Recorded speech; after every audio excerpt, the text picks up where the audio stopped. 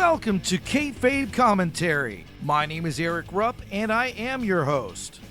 And today, well, we're talking about what's going on. And what's going on? Not a whole heck of a lot outside of some empty arena shows from WWE and AEW. There's some pre-recorded stuff that some other organizations have been putting out. The NWA, unfortunately, only had one show left. It was leading into the Crockett Cup, which unfortunately had to be canceled or postponed at the very least because of the whole coronavirus COVID-19 situation, which frankly sucks. This situation just sucks.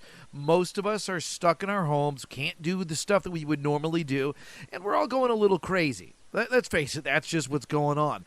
But in the meantime, we've had a number of wrestlers come out, and they are doing what they have been talking about. They are creating content. They are doing things to give us something to watch, something to listen to, some form of entertainment as we're stuck in our homes. And the first thing that happened was we had Ricky Starks going indie wrestling on us as he took on Broom. I'll tell you what, that match between Ricky Starks and the Broom, that was a contender for match of the year. The only thing that held that back from being a legitimate match of the year contender was Ricky Starks. Let's face it, the Broom carried that match. And I know Ricky Starks might be listening, and I don't want to get Ricky Starks upset. Okay, let's face it. I don't want to get Stroke Daddy upset with me. Okay, but I gotta call a spade a spade. Ricky, the Broom carried that match. You just were not up to your normal standards with that match, and that's why Broom ended up getting that win. Broom got him, hit him with the chair shot. Ricky didn't see that coming. And he really should have. With the experience he's had, he should have seen that coming. He should have been able to kick out before the count of three, but he wasn't. Ricky was just not quite at his normal level, and Broom was able to eke out the upset win. On the Broom, and now the Broom suplexed by Starks. Cover, 1, 2, no! The Broom kicked out. The Broom kicked out, and now Starks. Oh my God, the chair's behind him. Starks doesn't see him. Starks doesn't see him. The chair flat on Starks' head, and now the Broom, he makes the cover. No, they can't end this way. No! The Broom gets the easy win.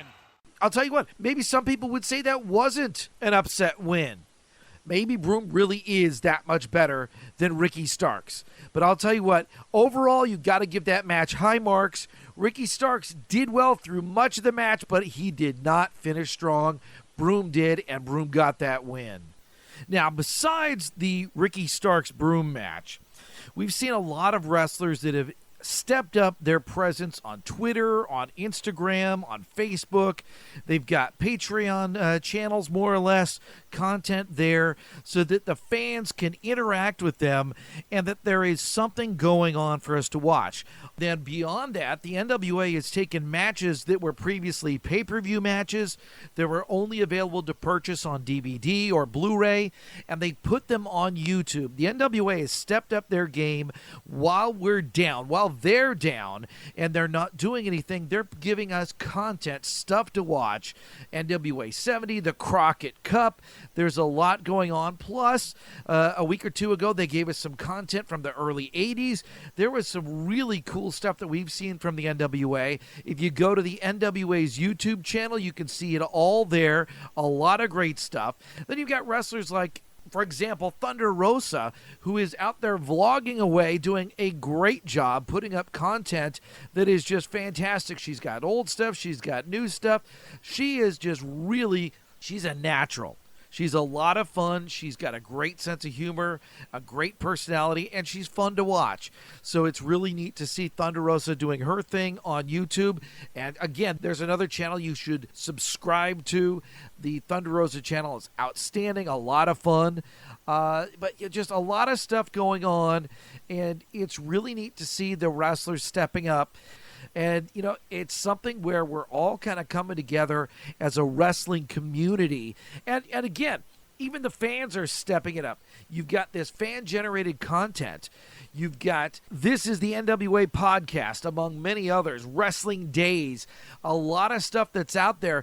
And, I'll tell you what, Wrestling Daze, let's talk about Wrestling Daze for a second. He got himself in trouble, and he's just lucky that the lockdown occurred when it did, because he had Holidead after him, he had Thunder Rosa after him, and he was in big trouble because he was trying to stir up conflict between Kamille and Thunder Rosa. Now, will Thunder Rosa and Holidead forget about that once this is all over? I don't know.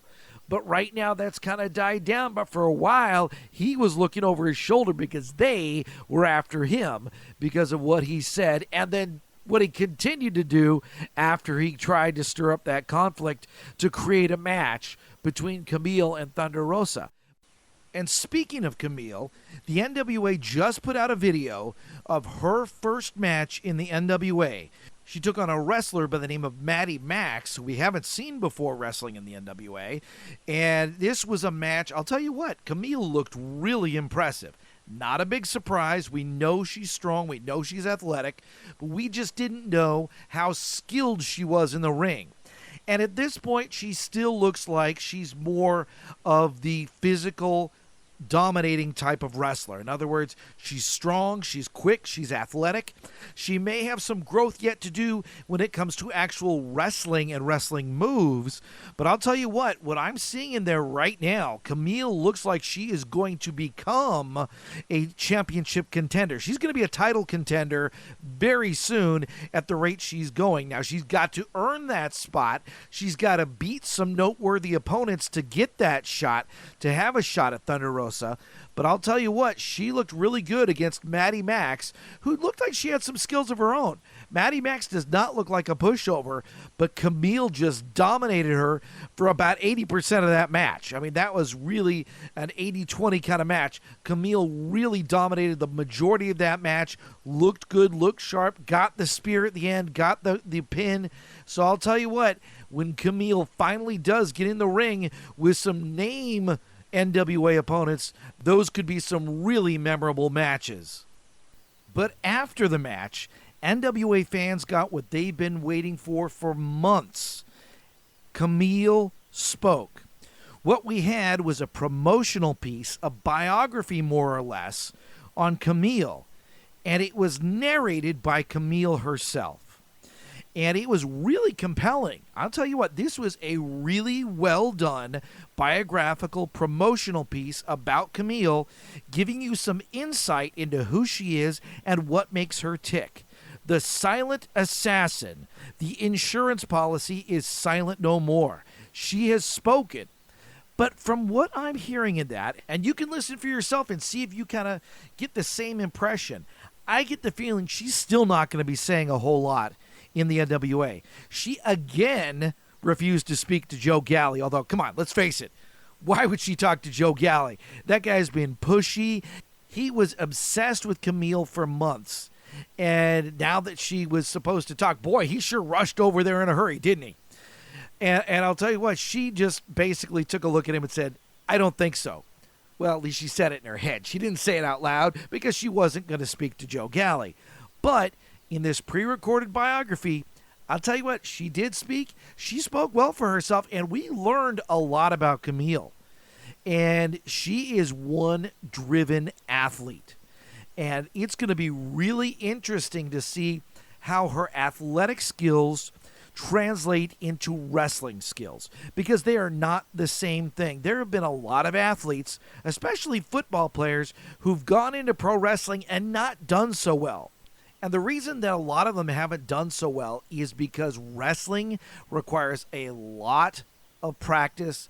It requires a lot of work, time, repetition. And when you're coming in after playing football and you're trying to become a wrestler after a year or two, it usually doesn't work. Most wrestlers don't become great until they've been doing it for 5 to 10 years. It takes a long time. And Kamille, now, she's done this elsewhere. She's done some wrestling elsewhere.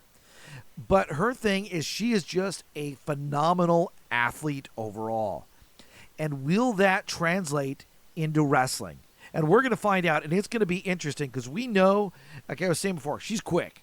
She's strong. She's got a ton of athletic skills. But will it translate into wrestling? We'll see. We'll see. And I'll tell you what, when the NWA comes back, when the power is turned back on, we are going to get a ton of great stuff. The women's division gets more exciting the longer it goes on, and I cannot wait to see Kamille in more matches in the NWA.